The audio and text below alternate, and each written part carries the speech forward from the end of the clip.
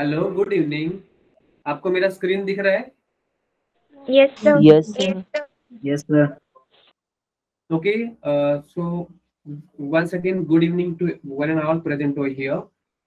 We have finished with the PYQs, NEET और AIIMS वाले cell cycle and cell division पे, और हम लोग आज स्टार्ट कर रहे हैं नया chapter, that is the digestion and absorption, right? Yes, sir. Yes, sir. Okay, so we are starting the human physiology, right? Human physiology का चैप्टर हम लोग स्टार्ट कर रहे हैं, और उसमें से जो फर्स्ट चैप्टर है ह्यूमन फिजियोलॉजी का, that is the digestion and absorption, right? That is the digestion and absorption. So we are going to start. These are very interesting chapters, understand? क्योंकि आपको इसके बाद डॉक्टर ही बनना है ना, तो इस सब ह्यूमन फिजियोलॉजी आपके लिए बहुत इंटरेस्टिंग है। और हर चैप्टर पे ह्यूमन फिजियोलॉजी के 2 to 3 क्वेश्चंस तो बनते हैं, राइट? इसका मतलब है कि कम से कम 2 या 3 क्वेश्चन तो इस पे बनने वाले हैं, इस चैप्टर पे 2 या 3 क्वेश्चन बनने वाले हैं, एंड दैट्स व्हाई इसका वेटेज है वो 12 मार्क्स का है मिनिमम, मतलब 8 to 12 मार्क्स। कभी कभी अगर ज्यादा भी आया क्वेश्चन तो मतलब मिनिमम 8 to 12 मार्क्स का वेटेज है इस चैप्टर को, right? Okay, so we are going to start this chapter in the today's lecture, from today's lecture, and that is the chapter number 16 from the human physiology, and the title of the chapter is digestion and absorption. Digestion and absorption, right?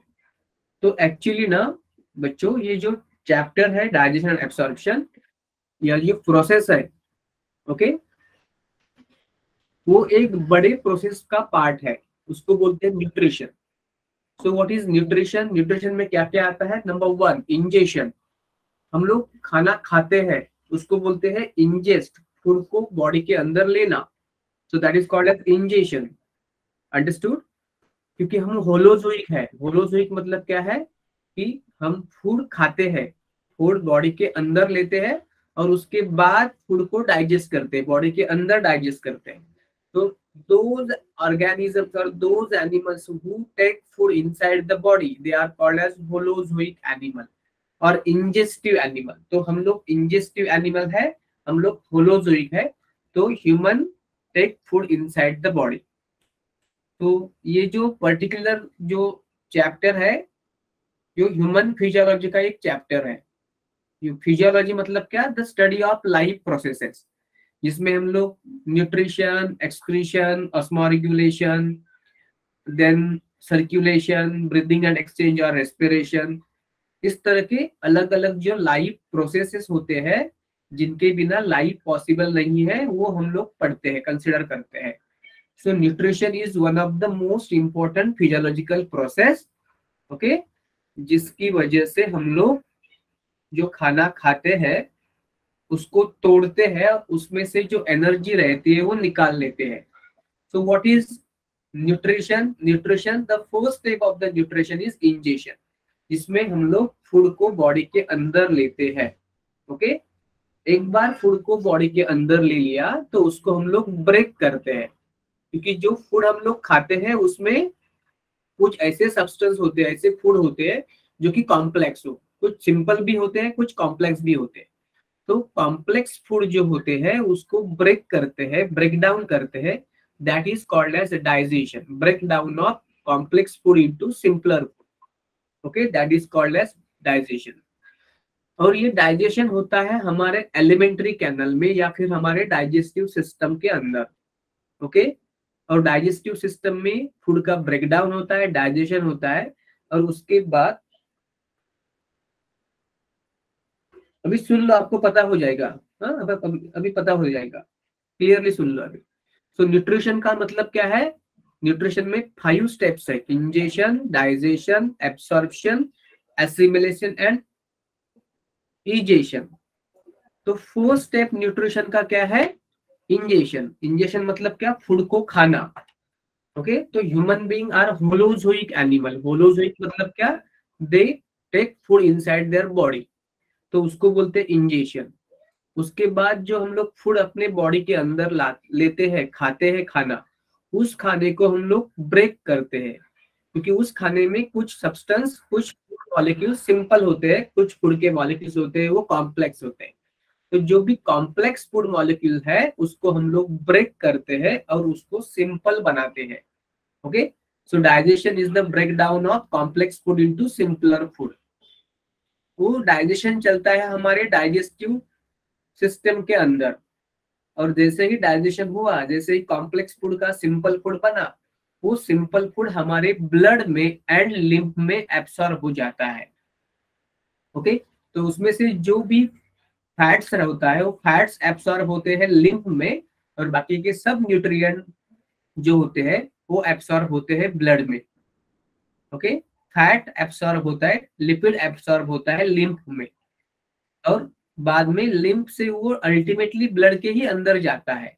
तो ये है absorption, मतलब absorption of the digested food from our digestive system into our lymphatic and blood circulation, and from lymphatic at the end, yes, मैं बताने वाला हूँ, अभी जल्दबाजी मत करो, अभी जल्दबाजी मत करो, अभी आएगा, ये सब इंट्रोडक्शन चल रहा है ना, अभी पूरा डाइजेशन नहीं हो रहा है, सुनिए मेरी बात को। तो एब्सॉर्प्शन होता है ब्लड में और लिम्फ में, और जिसका एब्सॉर्प्शन लिम्फ में हो गया उसका बाद में ब्लड में भी होता है, तो अल्टीमेटली एब्सॉर्प्शन ब्लड में ही हो जाता है सब चीजों का। और जो ब्लड है वो सर्कुलेट करता है हमारे बॉडी में, आर्टरी से, आर्टेरियोल से, कैपिलरी से, और वो जाता है, उसमें जो न्यूट्रिएंट होते हैं वो मिलते हैं सेल्स को। सेल्स को जब ये न्यूट्रिएंट मिलते हैं, डाइजेस्टेड फूड मिलता है, तो सेल उसको यूज करता है, that is called as assimilation. ये एसिमिलेशन पे ध्यान दो, बहुत बच्चे को ये एसिमिलेशन का मीनिंग याद नहीं रहता, कॉमन मतलब मिस्टेक होती है मैक्सिमम बच्चों से। तो एसिमिलेशन मतलब क्या, कि उसको हम लोग हिंदी में बोलते हैं ना, खाना लगना, खाना लगना, बॉडी को लगना। बोलता है ये तो बहुत खाता है लेकिन उसके बॉडी को ये खाना लगता ही नहीं है, सब लोग कॉमनली बोलते हैं ना। यस तो सर। लगना मतलब क्या होता है कि फूड का यूज करना। हमारे जो सेल्स होते हैं वो फूड का यूज करते हैं, किस लिए यूज करते हैं, एनर्जी बनाने के लिए यूज करते हैं, एटीपी बनाने के लिए यूज करते हैं, हीट प्रोड्यूस करने के लिए यूज करते हैं, और कुछ नए मॉलिक्यूल्स बनाने के लिए यूज करते हैं। अंडरस्टैंड?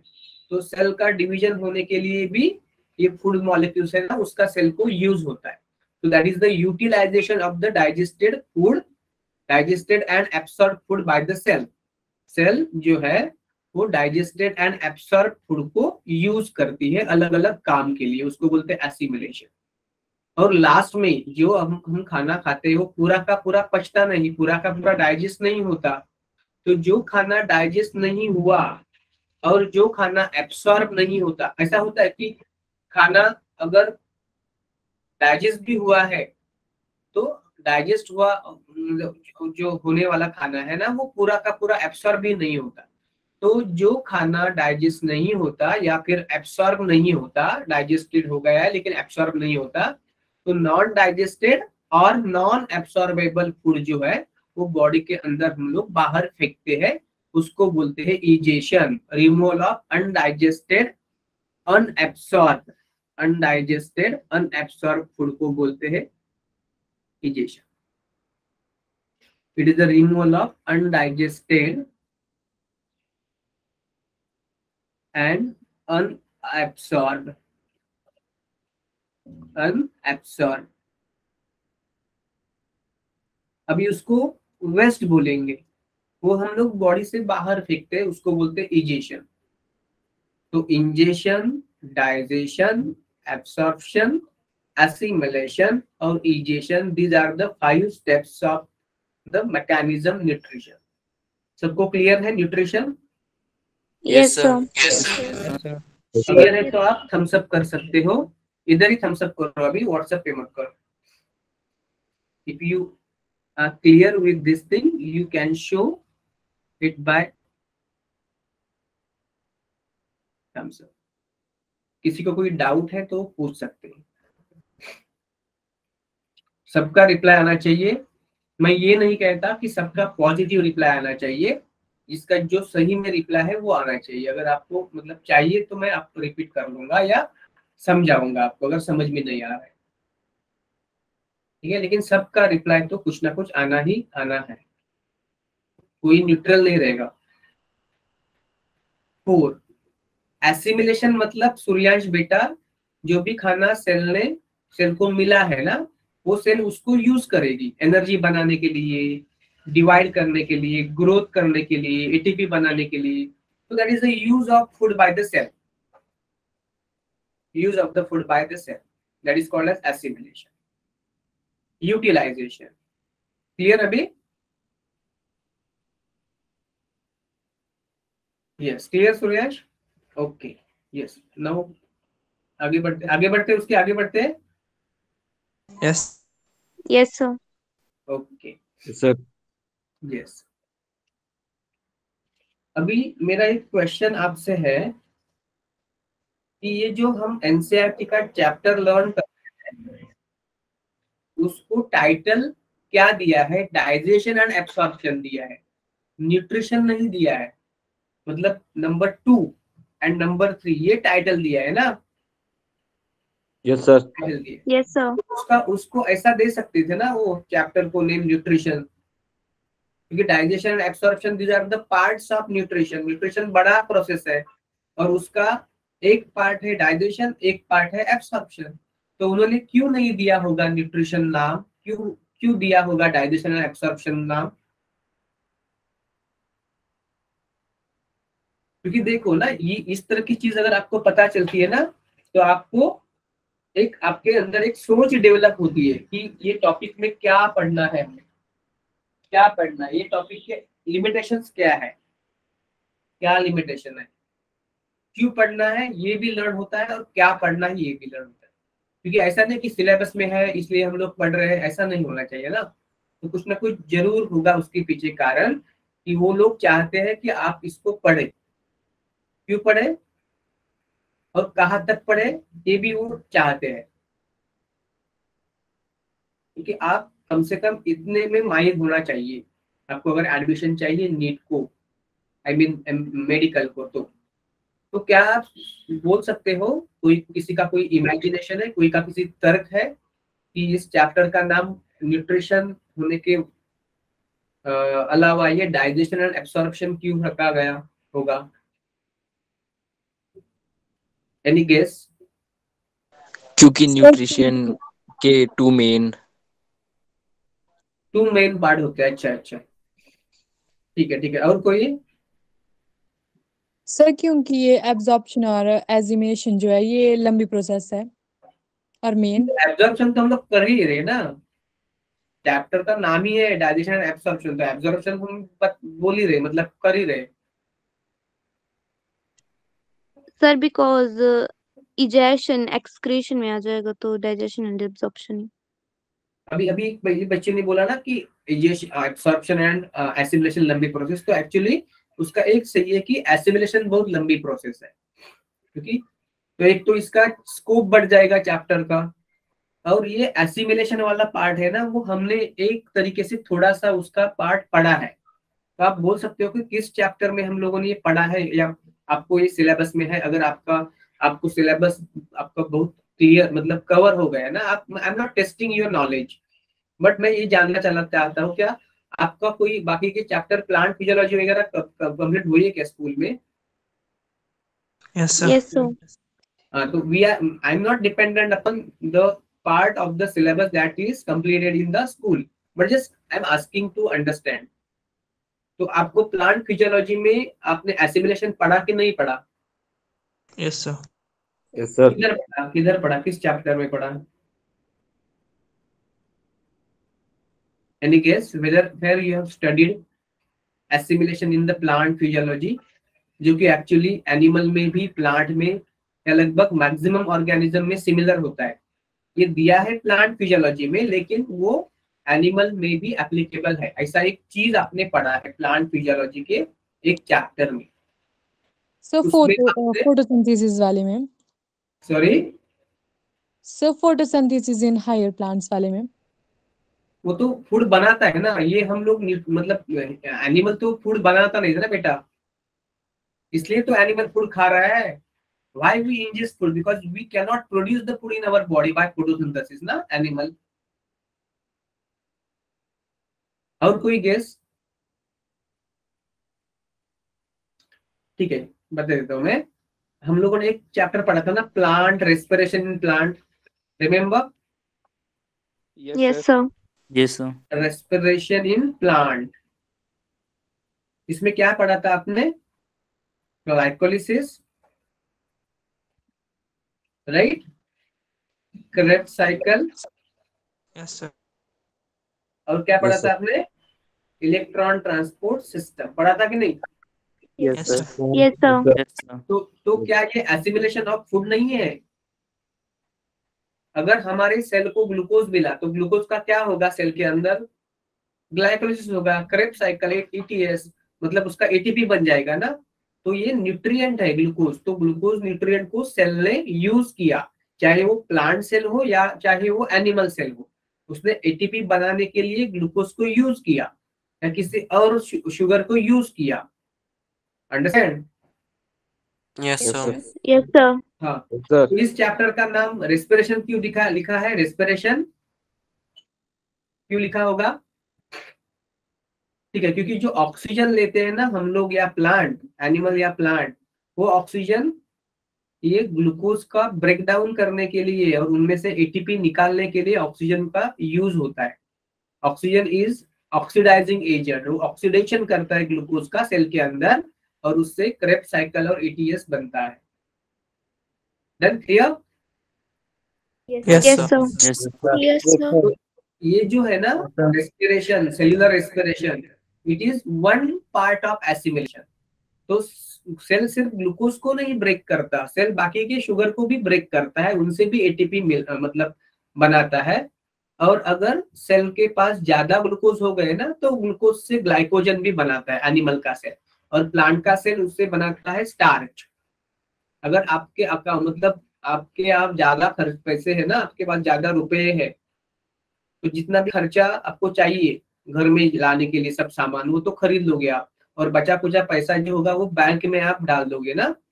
वैसे ही एनिमल के या प्लांट के सेल के अंदर अगर उसको जितना जरूरत है एटीपी का, उनसे उतने सॉरी उससे ज्यादा ग्लूकोज उसको है या कोई भी न्यूट्रिएंट है, तो उसको ये स्टोर करता है ना, स्टोर करता है। तो ग्लूकोज को स्टोर करता है ग्लाइकोजन में, तो ग्लूकोज को ग्लाइकोजन बनाना भी एक एसिमिलेशन का प्रोसेस है। So this is the way how the cell utilize nutrient, either to break the nutrient and produce the energy and heat energy in the form of ATP and heat energy, or the nutrients are utilized for different purposes like growth या repair या कुछ अलग अलग कामों में cell. तो assimilation बहुत बड़ा प्रोसेस है, बहुत बड़ा प्रोसेस है। तो respiration is one of the part of assimilation. अभी क्लियर है आपको सबको? Yes, sir. Yes, sir. Yes, sir. Yes, sir. हाँ, Yes, sir. एसिमिलेशन हाँ एक एग्जाम्पल है। For example respiration in plant है या रेस्पिरेशन इन एनिमल भी है, सेम ही है। ठीक है, clear? Yes, sir. Yes, sir. आपके कंसेप्ट क्लियर हो रहे हैं ना बेटा? Yes, sir. Yes, Yes, sir. Yes, क्योंकि sir. ना नीट में ना दो तरह के क्वेश्चन आते हैं, एक तो इंडिविजुअल चैप्टर पे आते हैं और दूसरे क्वेश्चन ऐसे होते हैं कि वो अलग अलग चैप्टर के प्रिंसिपल्स पे, मतलब उसके जो थ्योरी होती है ना, अलग अलग चैप्टर के ऊपर डिपेंडेंट क्वेश्चन होते हैं। ओके, ऐसे तरह के क्वेश्चन भी आते हैं कि ये क्वेश्चन का आंसर सिर्फ आपको एक चैप्टर में नहीं मिलेगा, उससे रिलेटेड चैप्टर और यो चैप्टर उसमें से कंबाइंड क्वेश्चन आ जाएगा। तो इस तरह के क्वेश्चन वो कंबाइंड आते हैं। ओके? Yes, sir. हाँ, Yes, yes, sir. sir. Yes, sir. तो ये इसका वेटेज कितना है? वेटेज 2 to 3 MCQs, मतलब क्या है? 8 to 12 मार्क्स। तो ये बहुत बड़ा पार्ट है और इजी भी है वैसे, और इंटरेस्टिंग भी है।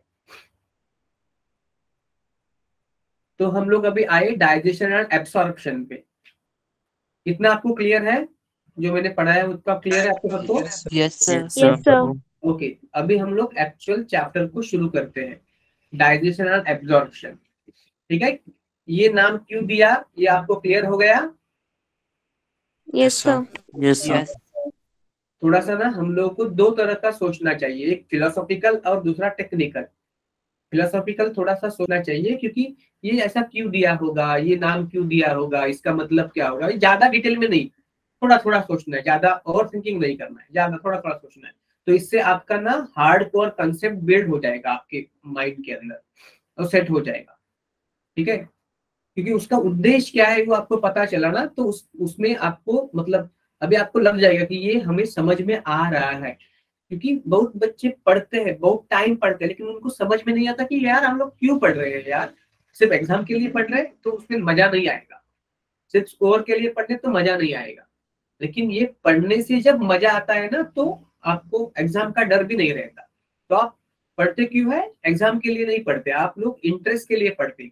जैसे कि कोई म्यूजिक कैसे बजाता है, क्यों? उसका इंटरेस्ट है, राइट ना? कोई खेलता क्यों है? क्यों? उसका इंटरेस्ट है। कोई डांस क्यों करता है? इंटरेस्ट है। तो ये डांस करना उसे आता है, तो उसका स्किल उसको मतलब भाता है कि ये स्किल मुझे आ सकता है, तो कॉन्फिडेंस रहता है, ये मैं डांस कर सकता हूँ, मैं अच्छी स्टेप्स ले सकता हूँ, मैं अच्छा गा सकता हूँ।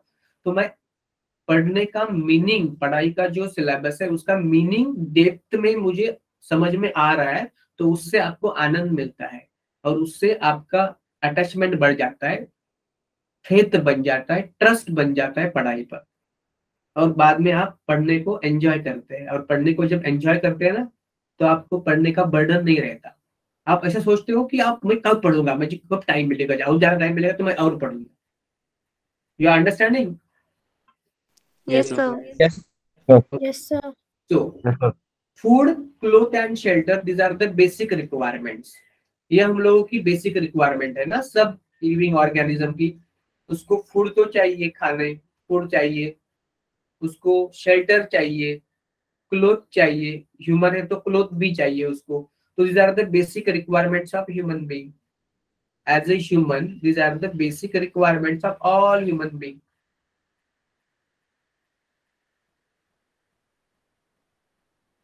और उनमें भी हर लिविंग ऑर्गेनिज्म की फूड ये मोस्ट प्रायर या मोस्ट बेसिक इंपॉर्टेंट रिक्वायरमेंट रहती है, क्योंकि खाना खाने बिना वो जी ही नहीं पाएगा, मर जाएगा। क्योंकि खाने से उसको जीने के लिए एनर्जी जो चाहिए वो मिलती है। अगर खाना एनर्जी ही नहीं रहेगी तो कोई काम नहीं कर सकता है, वो मर जाएगा। तो फूड जो होता है ना, हम जो लोग फूड खाते हैं ना, तो उसमें दो तरह के कंपोनेंट होते हैं, दो तरह के कंपोनेंट होते हैं। एक तरह के कंपोनेंट को हम लोग बोलते हैं major component. There are two types of components. One type of components are called as major components. मतलब फूड में उस चीज का क्वांटिटी ज्यादा रहता है।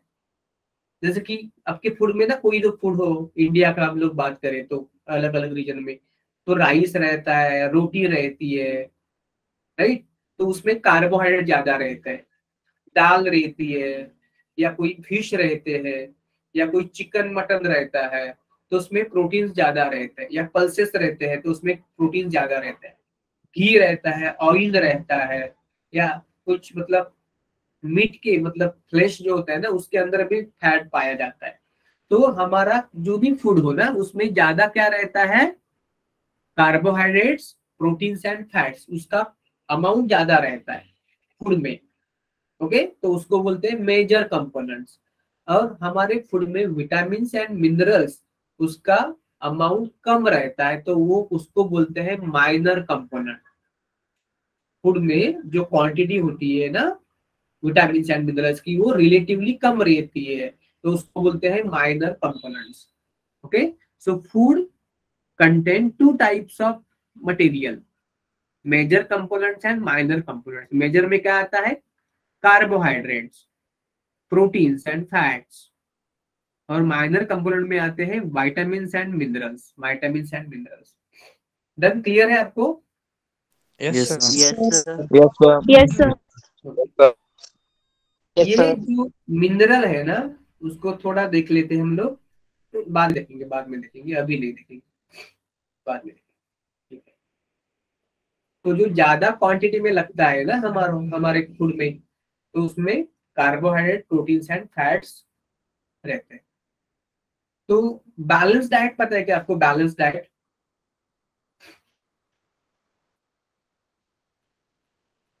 बैलेंस डाइट पता है क्या? बैलेंस डाइट होता है ना, balance diet.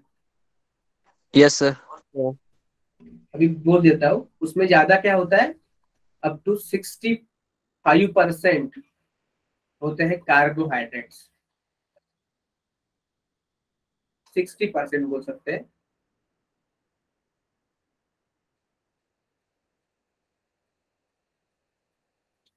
Sixty percent carbohydrates, 25% होते हैं उसमें प्रोटीन्स,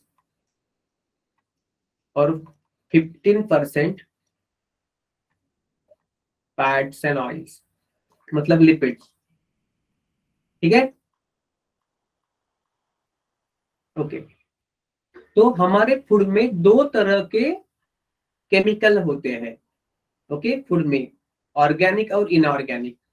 तो प्रोटीन्स, कार्बोहाइड्रेट्स, फैट्स ये ऑर्गेनिक हो गए, और मिनरल्स जो है वो इनऑर्गेनिक हो गए, और जो हमारा वाटर भी है ना वो इनऑर्गेनिक हो गया। वाटर भी एक तरह का फूड का हिस्सा है, लेकिन वो इनऑर्गेनिक है, H2O, right? Yes sir. Okay, अभी हम ले देंगे फूड में दो तरह के कंपोनेंट होते हैं, सिंपल वाले भी होते हैं और कॉम्प्लेक्स भी होते हैं। तो जो कॉम्प्लेक्स सब्सटेंस है फूड में, वो हम लोग, हमारी डाइजेस्टिव सिस्टम एब्सॉर्ब नहीं कर सकती। सपोज आपने प्रोटीन खा लिया, कार्बोहाइड्रेट खा लिया, और आपने फैट खा लिया, और उसका ब्रेकडाउन ही नहीं हुआ, डाइजेशन हुआ ही नहीं, तो आपका ब्लड उसको एब्सॉर्ब नहीं कर सकता। तो वो जो फूड है ना, प्रोटीन्स, कार्बोहाइड्रेट्स एंड फैट, वो कॉम्प्लेक्स फूड है, और वो एब्सॉर्ब नहीं होता, तो उसको बोलते हैं नॉन एब्सॉर्बेबल फूड। तो हमारा डाइजेस्टिव सिस्टम क्या करता है, जितना भी कॉम्प्लेक्स मॉलिक्यूल होता है ना फूड में, नॉन एब्जॉर्बेबल मॉलिक्यूल होता है ना फूड में, उसको ब्रेक करता है, डाइजेशन करता है, और उसको बनाता है सिंपल और एब्जॉर्बेबल फूड में। अभी एक देखो कि इसमें ना एक कंफ्यूजन सबको आ जाता है। तो ऐसा हो जाता है कि ये हमने मेजर कंपोनेंट देखे ना, major component, major sir. Component में क्या देखे हम लोगों ने, क्या देखे? Carbohydrate, carbohydrates, fats, protein. Proteins और फैट्स, राइट? Yes तो ये sir. कार्बोहाइड्रेट्स में ना मोनोसैकेराइड्स होते हैं ना, मोनोसैकेराइड्स, मोनोसैकेराइड्स, ओके। तो Yes वो sir. होते हैं, ये होते हैं माइक्रोमोलिक्यूल्स, ये होते हैं माइक्रोमोलिक्यूल्स। मतलब मोनोसैकेराइड हो, डाइसैकेराइड हो, उसको बोलते हैं माइक्रोमोलिक्यूल्स।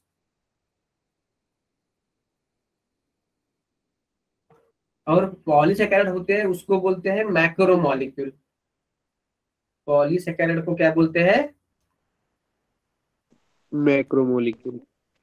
Macromolecules, macromolecules. प्रोटीन तो भाई सब है, अगर अमीनो एसिड है ना, amino acids, amino acid suppose है, तो वो है माइक्रोमोलिक्यूल्स, मॉलिक्यूल्स। और प्रोटीन्स है तो है वो मैक्रोमोलिक्यूल्स, मैक्रोमोलिक्यूल्स।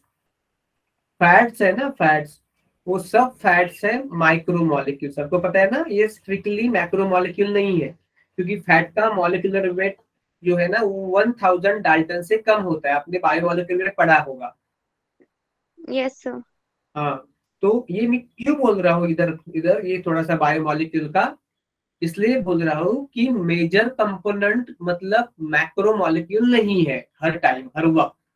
मेजर कंपोनेंट का कुछ हिस्सा माइक्रोमोलिक्यूल है और कुछ हिस्सा मैक्रोमोलिक्यूल है। Clear? Yes Yes. Sir. Sir okay okay. लेकिन जो माइनर कंपोनेंट है ना, माइनर कंपोनेंट्स, माइनर कंपोनेंट्स है ना, वो सब माइक्रोमोलिक्यूल्स ही है, माइनर कंपोनेंट्स है विटामिन एंड मिनरल, वो क्या है, सब माइक्रोमोलिक्यूल्स ही है। तो हमारी बॉडी जो है ना, वो कौन से सब्सटेंस, कौन से फूड को एब्सॉर्ब कर सकती है, माइक्रोमोलिक्यूल को एब्सॉर्ब कर सकती है। मतलब विटामिन और मिनरल्स जो है ना, उसको डाइजेस्ट करने की जरूरत नहीं होती है, वो डायरेक्टली एब्सॉर्ब हो जाते हैं, क्योंकि वो तो पहले से ही माइक्रोमोलिक्यूल है ना, छोटे छोटे मॉलिक्यूल है, तो उसको बॉडी एब्सॉर्ब करती है ब्लड में, विटामिन एंड मिनरल्स को। ठीक है? Yes. Yes, sir. Yes, हाँ, sir. अगर फैट सोल्यूबल विटामिन है ना, तो उसको लिम्फेटिक्स में भी एब्सॉर्ब करवा सकते हैं। तो मतलब ये है अल्टीमेटली कुल मिला के कि जो माइनर कंपोनेंट है फूड के, वो तो डायरेक्टली एब्सॉर्बेबल है, उसको डिफ्यूजन इसको डाइजेशन की जरूरत नहीं है, क्योंकि उसका मॉलिक्यूलर वेट छोटा ही है, वो एब्सॉर्बेबल ही है, वो एब्सॉर्बेबल ही है। और जो सपोज आपने ग्लूकोज खाया या फ्रुक्टोज खाया, राइट, तो ये तो माइक्रोमोलिक्यूल्स है ना, तो उसको आपकी बॉडी एब्सॉर्ब कर सकती है। अमीनो एसिड्स खाए या फैटी एसिड्स खाए, ग्लिसरॉल खाया, तो उसको आपकी बॉडी एब्सॉर्ब कर सकती है। लेकिन अगर आपने डाइसैकेराइड खाया, अगर आपने ओलिगोसैकेराइड खाया, या अगर आपने पॉलीसैकेराइड खाया, तो ओलिगोसैकेराइड, डाइसैकेराइड और पॉलीसैकेराइड को ब्रेक करना पड़ेगा और उससे बनाना पड़ेगा मोनोसैकेराइड। और मोनोसैकेराइड एब्सॉर्बेबल है, डाइसैकेराइड, पॉलीसैकेराइड एंड ओलिगोसैकेराइड एब्सॉर्बेबल नहीं होता। Clear? Yes, sir. Yes, sir. Yes, sir. Yes, sir. Protein को, पॉलीपेप्टाइड को, पेप्टाइड को एब्सॉर्ब नहीं कर सकती बॉडी, तो उसको अमीनो एसिड में तोड़ना पड़ेगा, प्रोटीन को अमीनो एसिड में तोड़ना पड़ेगा। लेकिन आपके डाइट में, फूड में अगर अमीनो एसिड ही है तो वो एब्सॉर्ब हो जाएंगे, लेकिन प्रोटीन या जो भी बड़े हैं अमीनो एसिड से, वो तो डाइजेस्ट करने पड़ेंगे। तो सब माइनर कंपोनेंट डायरेक्टली एब्सॉर्बेबल है, डाइजेशन की जरूरत नहीं है। कुछ मेजर कंपोनेंट एब्सॉर्बेबल है और कुछ मेजर कंपोनेंट्स नॉन एब्सॉर्बेबल है। जो कॉम्प्लेक्स है वो एब्सॉर्बेबल नहीं है और सिंपल है वो एब्सॉर्बेबल है। तो आपको क्लियर हो गया अभी बायोमोलिक्यूल को और डाइजेशन एब्सॉर्प्शन को हम लोगों ने कंबाइन किया थोड़ा सा, कि आपका कंसेप्ट क्लियर हो जाए।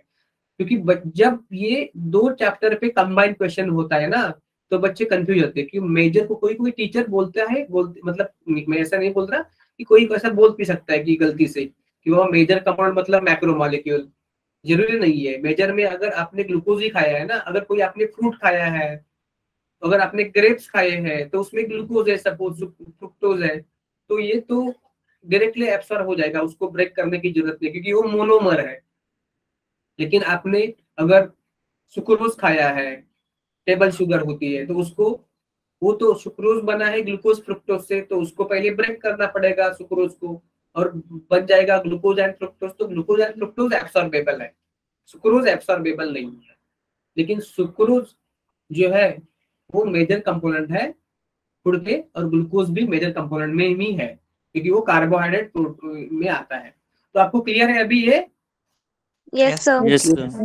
तो इसका मतलब ये है कि आप मेजर कंपोनेंट को डायरेक्टली मैक्रोमोलिक्यूल्स नहीं बोलेंगे, उसमें कुछ मैक्रोमोलिक्यूल्स रहेंगे, कुछ माइक्रोमोलिक्यूल्स रहेंगे।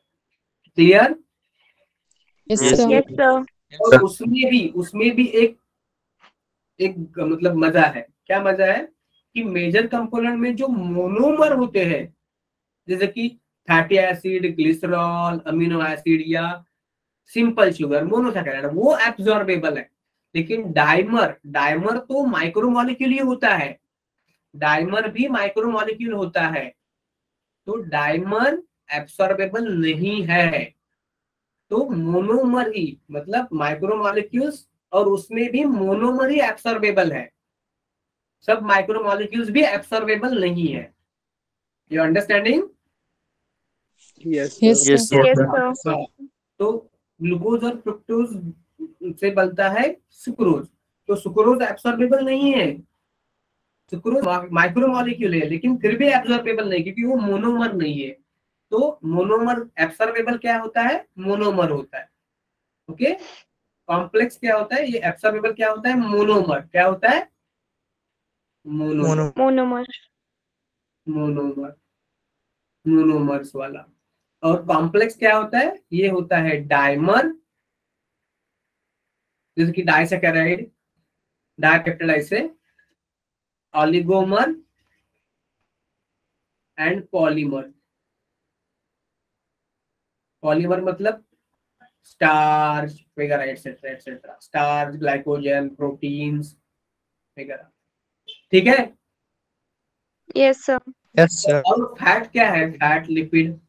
लिपिड का क्या हाल है? लिपिड क्या है? माइक्रोमोलिक्यूल है या मैक्रोमोलिक्यूल है? Macromolecule.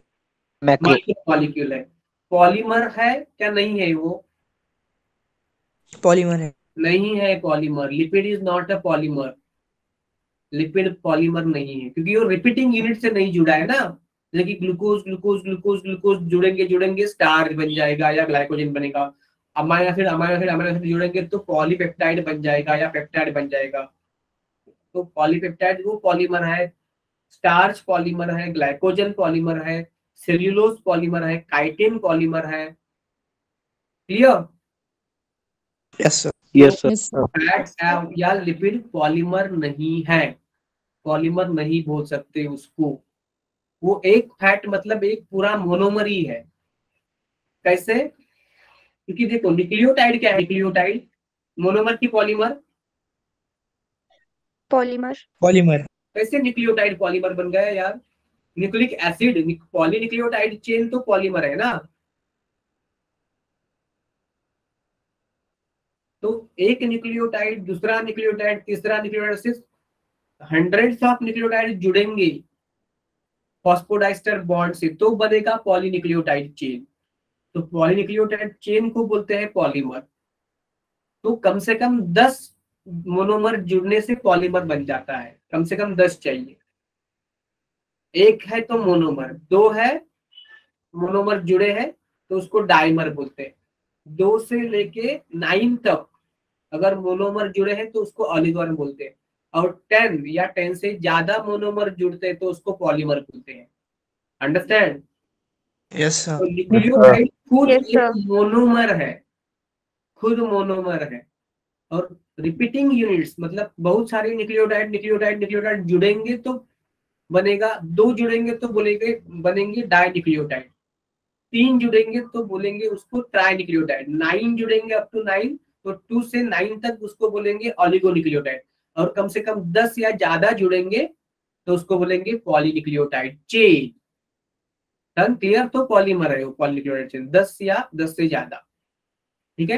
तो फैट फैटी एसिड और ग्लिसरॉल से बनता है, लेकिन फैट एंड फैटी एसिड्स उसके मोनोमर नहीं है, उसके कंस्टिट्यूएंट है।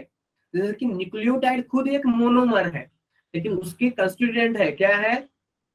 शुगर है, नाइट्रोजन बेस है, फॉस्फोरिक एसिड है। अंडरस्टैंड? फिर भी वो पॉलीमर नहीं है। You clear? Yes, sir. Yes sir. अगर कभी कहीं पे टाइम मिला ना तो ये मैं आपको और बेटर समझाऊंगा। ठीक है? आप बायोमोलिक्यूल भी पढ़ना। ठीक है? Yes sir. Yes sir. Yes, sir. मजा आ रहा है? Yes sir. मजा आ रहा है तो आप थम्स अप कर सकते हो मेरे को।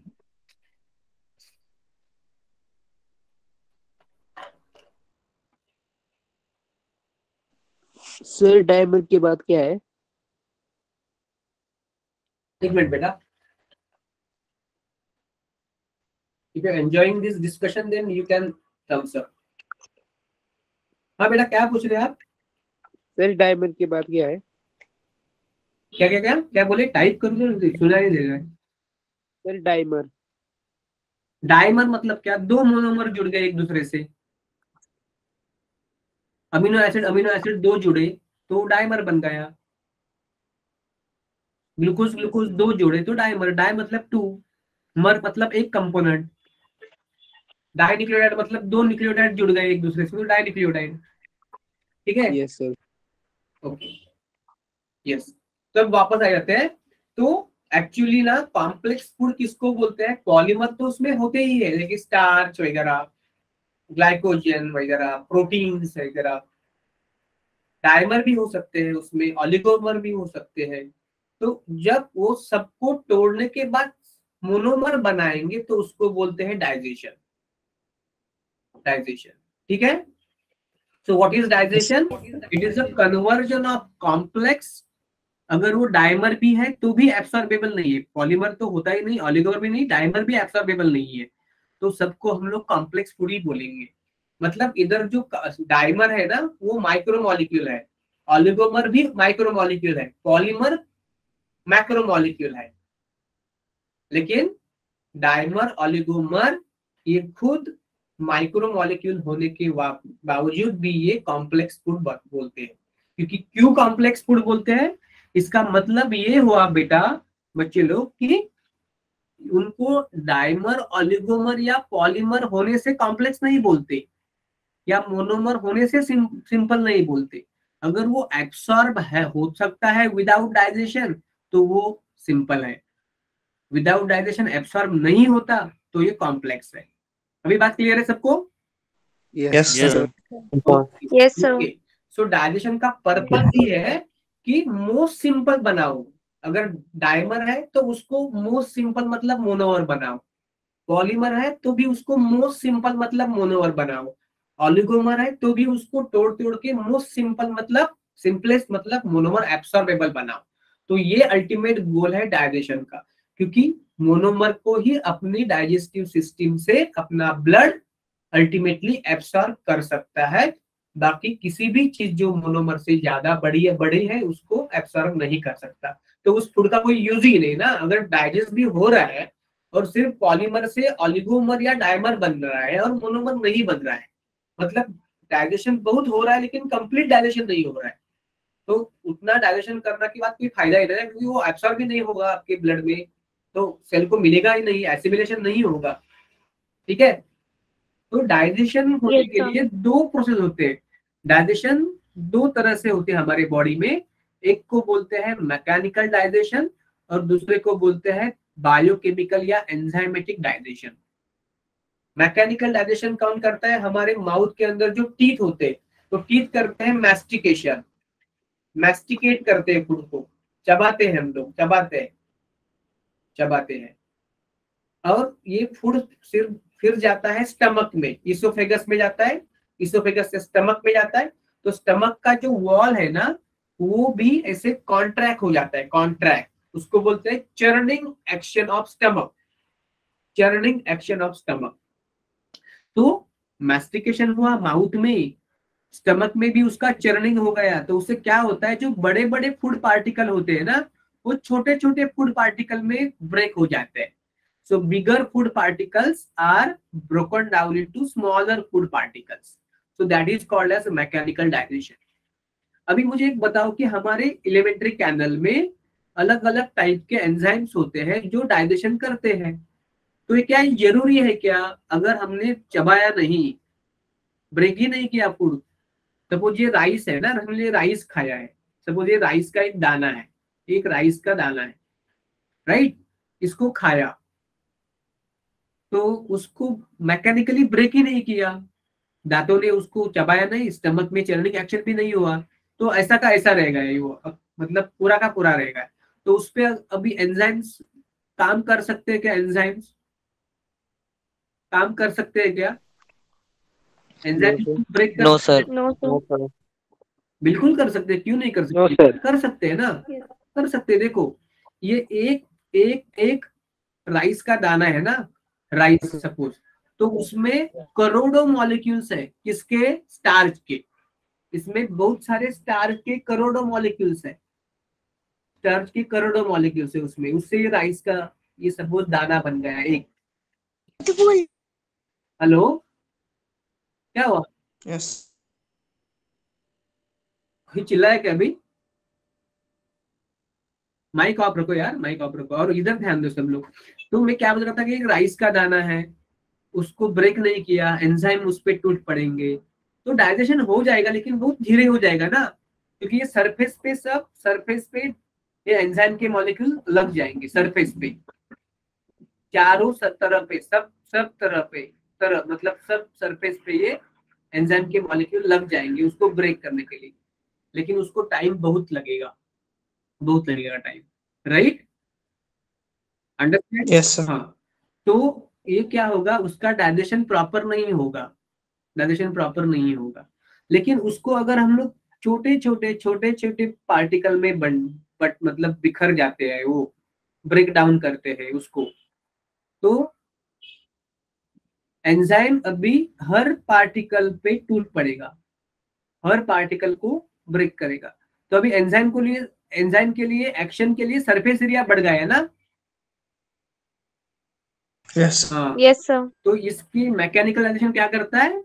It causes increase in the surface area for digestion, for the enzymatic activity. तो फूड पार्टिकल्स छोटे छोटे बन गए, लेकिन उसका सरफेस एरिया बहुत बढ़ गया। अगर साइज छोटा है तो सरफेस एरिया बड़ा है, राइट?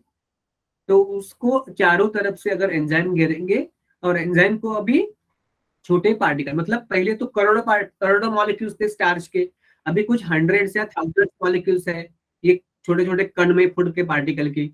देखो कितना भी मैकेनिकल डायलेशन किया ना, तो मॉलिक्यूल्स का तो ब्रेक डाउन नहीं होगा, मतलब मोनोमर तो नहीं बनेगा। इस मैकेनिकल डायलेशन में क्या होगा कि करोड़ों या बहुत ज्यादा है जो स्टार्च के मॉलिक्यूल्स एक दूसरे से चिपके हुए हैं, ज्यादा पॉलीमर या डायमर या ऑलिगोमर एक दूसरे को चिपके हुए हैं, वो अलग अलग हो जाएंगे, ये अलग अलग हो जाएंगे।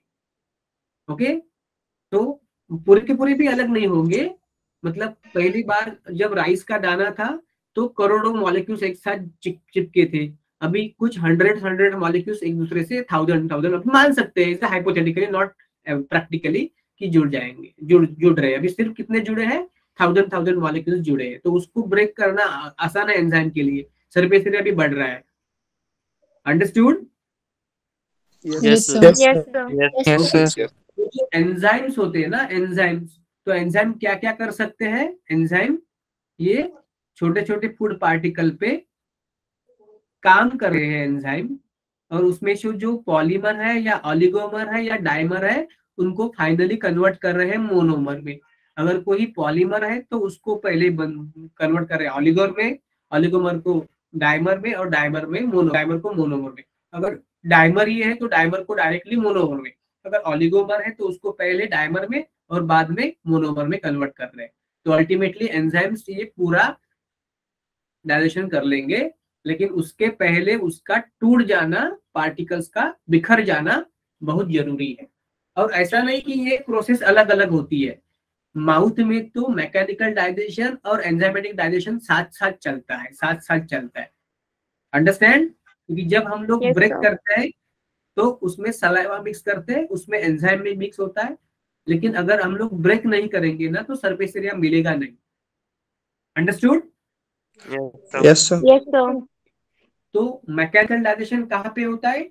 माउथ में होता है, टीथ करते हैं उसको बोलते हैं मैस्टिकेशन, और स्टमक में होता है उसको बोलते हैं चर्निंग एक्शन, क्योंकि स्टमक का वॉल भी थोड़ा मतलब बड़ा रहता है, मोटा रहता है, और ये ऐसे करता है धक धक, मतलब ऐसे चर्निंग करता है। ओके, वो यस भी सर।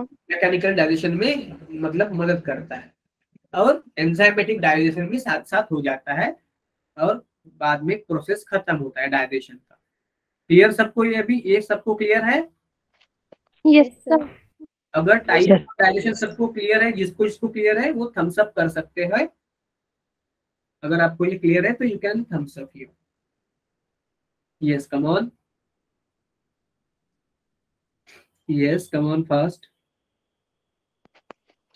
सबको कोई ना कोई रिप्लाई करना है। अभी एक कोई बच्चा बोला है रिपीट करो, तो कोई नहीं बेटा, मैं आपको समझा दूंगा, लेकिन आपने आपकी मन की बात कही, यही अच्छा है मेरे लिए।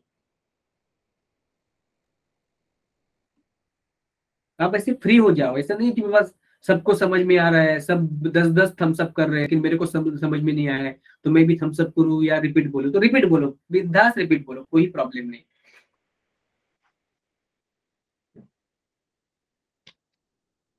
लेकिन कोई ना कोई आपको पार्टिसिपेशन करना ही है, ठीक है? खाली बैठना नहीं है।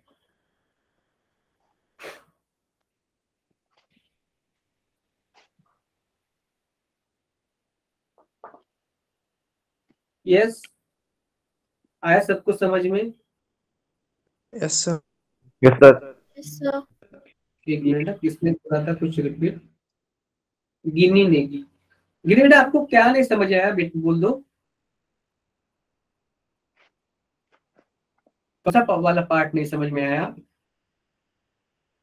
सर जब आप बता रहे थे राइस कैसे डाइजेस्ट एंजाइम राइस का एक दाना है ना, उसको दांत से आप लोग ब्रेक करोगे तो छोटे छोटे पार्टिकल में बढ़ जाएगा, सरफेस एरिया बढ़ जाएगा। तो अभी एंजाइम के लिए आसान भी है उसको ब्रेक करना। अगर बहुत बड़ा है ना तो एंजाइम के लिए थोड़ा मुश्किल है। क्लियर? Yes sir. हाँ, मतलब जो मैंने बोला उसका मीनिंग यही है, लंबा वाला बोला उसका मीनिंग यही है। ठीक है, आगे बढ़े। Yes, sir. Yes, sir. Yes sir. Yes, sir. Okay okay, तो डाइजेशन कौन करवाता है? डाइजेस्टिव सिस्टम करता है। हमारा डाइजेस्टिव सिस्टम जो होता है ना ह्यूमन का, that bring about the digestion. तो डाइजेशन सिस्टम कैसे बना है? ये दो पार्ट से बना है। इसमें से एक पार्ट है उसको बोलते हैं एलिमेंट्री कैनल, और दूसरा पार्ट है उसको बोलते हैं डाइजेस्टिव ग्लैंड्स। Digestive glands.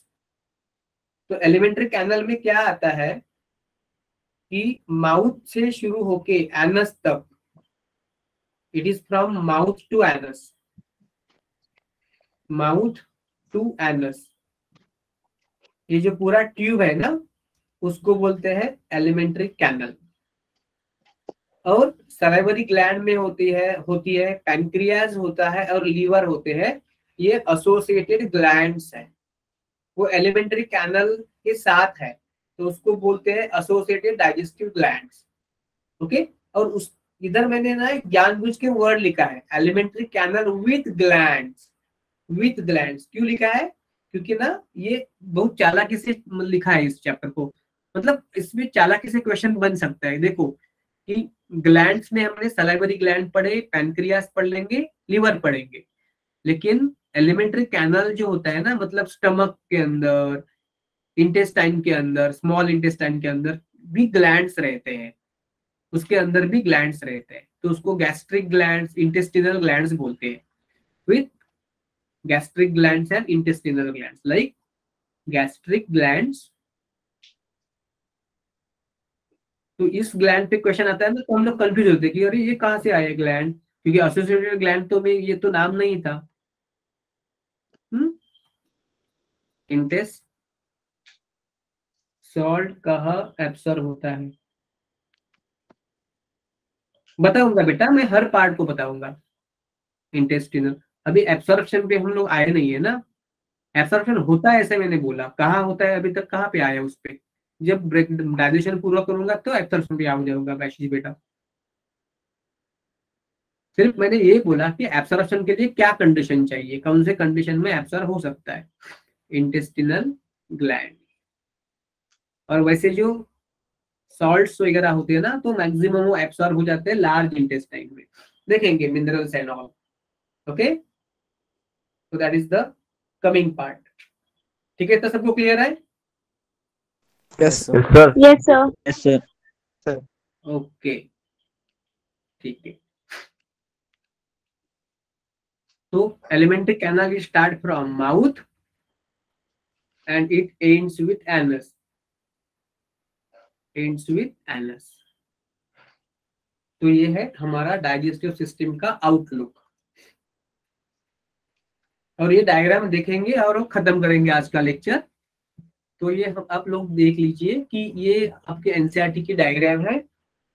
हमने देखा कि ये माउथ से शुरू हुआ है डाइजेस्टिव सिस्टम, मतलब एलिमेंट्री कैनल, और खत्म हुआ है एनस पे, और ये सब ट्यूब है, और उस ट्यूब को बोलेंगे एलिमेंट्री कैनल या गैस्ट्रो इंटेस्टिनल ट्रैक्ट भी बोलते हैं, जीआईटी।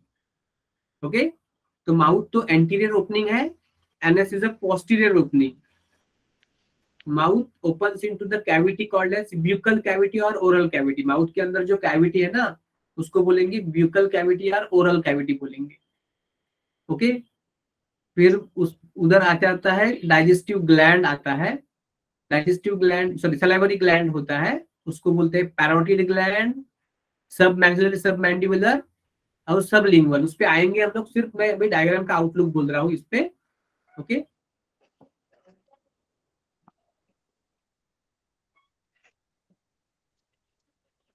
ठीक है, ठीक है।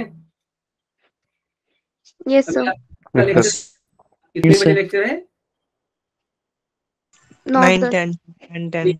अभी खत्म टाइम हमारा, हम लोग कल मिलते हैं, उसको आगे कंटिन्यू करेंगे, ठीक है?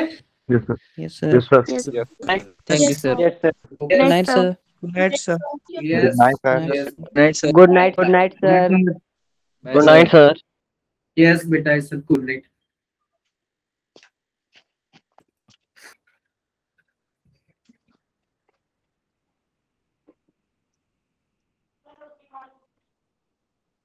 हाँ वरुण बेटा, आपने हैंड रेज किया, Hello, sir. You wanted to Hello, ask sir. Something? Hello, sir. हाँ बोलिए ना बेटा, you wanted to ask something Varun?